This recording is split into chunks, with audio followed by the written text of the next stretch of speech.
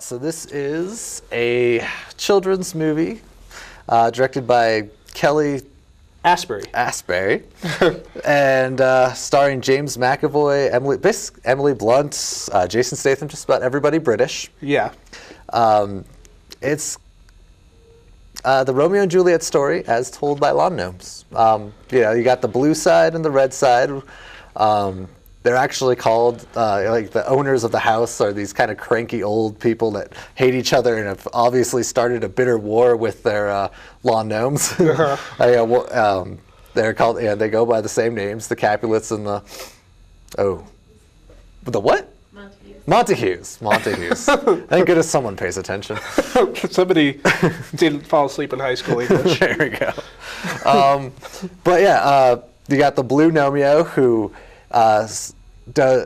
who challenges the Tybalt red character played by Jason Statham, and they do lawnmower racing in the alleyway and to show the feud, and then eventually he meets Juliet, they fall in love, and they're torn apart by their families. It's basically the exact same plot. It's the exact same plot.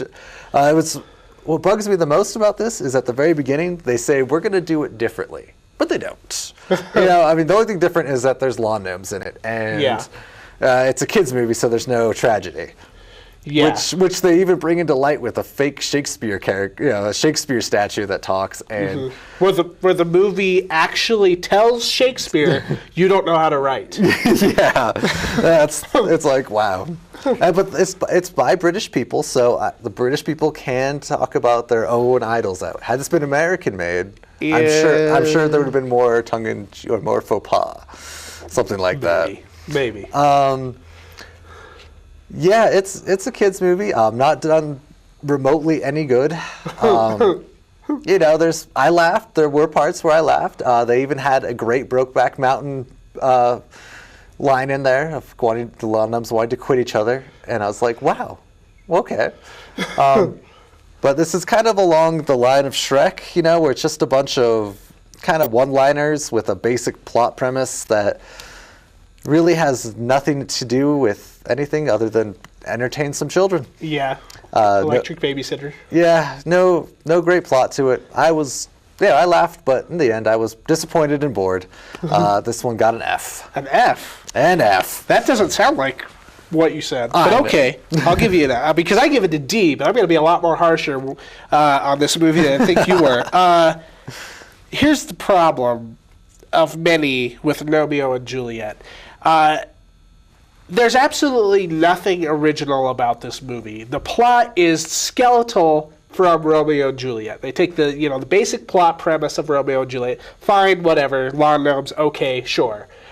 Then every single joke in the movie is just a pop culture reference or a joke that we've seen in another movie, even other Disney animated or DreamWorks movies. Very by the numbers kind of pop culture references that are long since cliched. Nothing in this movie is funny. I chuckled. I'll give you the Terra Firminator. That was kind of funny, but they even ripped that off of a YouTube video, the Power Energy drink one. Yeah.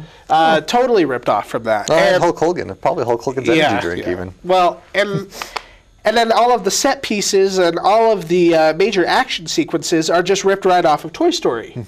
The little person in a big world concept. And that gets played out really fast. There's two obnoxious side characters in this movie. In the beginning of the movie, the first half of this movie, it's a frog, right? Oh, my goodness. And there's this very obnoxious frog character, Juliet's best friend. And at one point, there's this mushroom thing or whatever, flies into her mouth. She spits it out and says, wow, you look like a fun guy. That's the kind of movie we're dealing with here. And then halfway through the movie, there's this other annoying side character introduced, which is a flamingo, and they completely forget about the frog character. She's never in the movie again. They're like, oh, we like this character better. Goodbye, frog. This random Spanish flamingo. It's so unstructured. It's so lazy. It's just you could take your kids to anything better than this. I'm sure. Go to the Dollar Theater and watch Tangled again. Go to the video store, rent Toy Story 3 again. Do not watch Gnomeo and Juliet. Don't encourage this kind of lazy filmmaking.